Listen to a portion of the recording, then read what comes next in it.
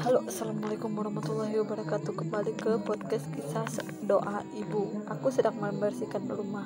Tiba-tiba anak lelakiku yang masih kecil berlari ke arahku. Dia tersenggol satu pot bunga yang terbuat dari kaca, pecah, hancur, berantakan. Aku benar-benar marah karena pot itu memang mahal harganya. Tanpa kusadari, aku telah melontarkan kata-kata, "Matilah kamu, semoga kamu ditimpa di dinding bangunan dan tulang belulangmu hancur."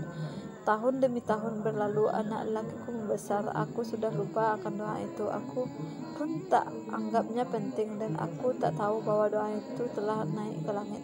Anak lelakiku dan adik-adik lainnya tumbuh besar. Dia anak sulung yang paling aku sayangi dari anak-anakku yang lain. Dia anak yang rajin dan pandai menghormati aku dan berbakti kepadaku dibandingkan adik-adiknya yang lain.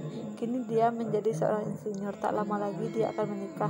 Tak sabar lagi rasanya aku ingin menimang cucu. Ayahnya punya sebuah bangunan yang sudah lama dan ingin direnovasi. Maka pergilah anakku bersama ayahnya ke gudang itu. Para pekerja sudah bersiap-siap untuk merobohkan satu dinding yang sudah usang. Sementara pekerja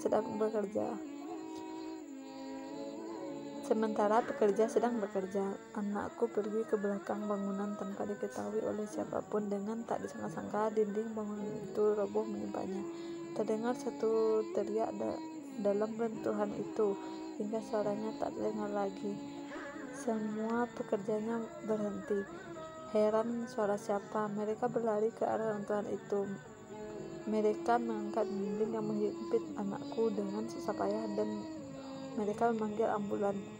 Mereka tidak dapat mengangkat badan anakku. Ia remuk seperti kaca yang jatuh pecah berkeping-keping. Sebagian mereka mengangkat badan anakku yang hancur dengan hati-hati, segera membawanya ke UGD di rumah sakit. Ketika ayahnya menghubungiku, seakan-akan Allah menghadirkan kembali kata-kataku pada masa ia kecil dulu. Aku menangis hingga pingsan. Setelah aku sadar, aku berada di rumah sakit dan aku meminta untuk melihat anakku. Ketika melihatnya, aku seakan mendengar suara yang berkata, "Ini doamu kan? Sudah aku kabulkan. Setelah sekian lama engkau berdoa, sekarang aku akan mengambilnya." Ketika itu jantungku seakan berhenti detak. Anakku menghembuskan nafas terakhirnya. Aku berteriak dan menangis sambil berkata, "Ya Allah, selamatkanlah anakku, jangan pergi nak." Seandainya lidah ini mendoakan, dijadikan 25 tahun, andaikan.